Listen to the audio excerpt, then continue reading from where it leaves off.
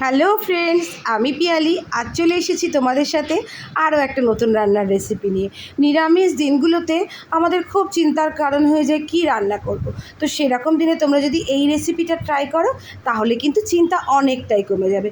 অসাধারণ সুন্দর আর খুব সুস্বাদু একটা রেসিপি। তো চলো আমরা দেখে নিই।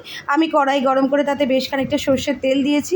তেলটা গরম হলে তাতে কালো জিরে আর শুকনো লঙ্কা ফোড়ন দিয়েছি। ফোড়নটা একটু নাড়াচাড়া করে দুটো আলু আমি এরকম লম্বা লম্বা করে কেটে রেখেছিলাম সেগুলো দিয়ে ভালো করে ভেজে নেব।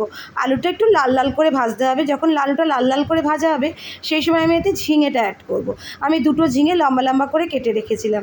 ঝিঙে দিয়ে গ্যাসের ফ্লেমটা কিন্তু খুব বাড়িয়ে দিয়ে এই সময় হাইতে রাখতে হবে। দেখে ঝিঙে আর আলুগুলো খুব ভালো করে ভেজে নিতে হবে। এরকম যখন খানিকটা ভাজা ভাজা হবে সেই সময় এটাতে আমি আদা আর কাঁচা লঙ্কা পেস্ট করে রেখেছিলাম সেটা 1 চামচ দেবো, হাফ চামচ জিরের গুঁড়ো আর স্বাদ মতো লবণ দিয়েছি। দিয়ে সমস্ত সবজি আর শুকনো মশলাগুলো একসাথে খুব ভালো করে কষিয়ে নেব। এই সময় আবার গ্যাসের ফ্লেমটা কমিয়ে দিয়ে মোটামুটি 3 থেকে 4 মিনিট খুব ভালো করে কষিয়ে নেবে। এই রকম যখন কষানো হয়ে যাবে তখন আমি ঢাকা দিয়ে আরও 2 থেকে 3 মিনিট এটাকে রান্না করব। তারপরে দেখো ঝিঙেটা অনেকটা নরম হয়ে এসছে। সেই সময় আমি বেশ খানিকটা পোস্ত কাঁচা লঙ্কা দিয়ে বেটে রেখেছিলাম সেটাও অ্যাড করব। পোস্ত দেওয়ার পর সব কিছু খুব ভালো করে কষিয়ে নেব। পোস্ত কিন্তু ভালো করে কষালে তার টেস্টটা খুব বেড়ে যায়। যখন খুব ভালো করে কষানো হয়ে যাবে সেই সময় আমি পোস্তর বাটি ধোয়া জল এর মধ্যে অ্যাড করব। আমি ছোটো বাটির 1 বাটি জল দিয়েছি। জলটা দিয়ে ভালো করে সব নাড়িয়ে চাড়িয়ে দিয়েছি।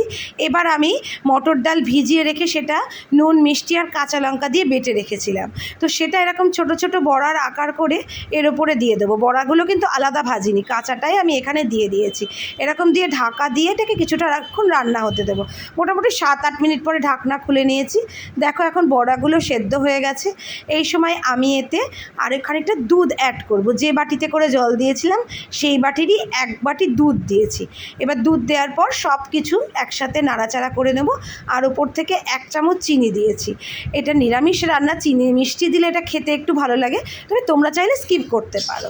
দিয়ে সব কিছু নাড়িয়ে চাড়িয়ে আমি গ্যাসের ফ্লেমটা এই সময় বাড়িয়ে দিয়ে মোটামুটি 3 থেকে 4 মিনিট রান্না করে নিয়েছি। আর ওপর থেকে দেখো কাঁচা সর্ষের তেল ছড়িয়ে দিয়ে গ্যাসের ফ্লেমটা বন্ধ করে দিয়েছি। ব্যাস তৈরি হয়ে গেছে এই সুস্বাদু রেসিপিটা।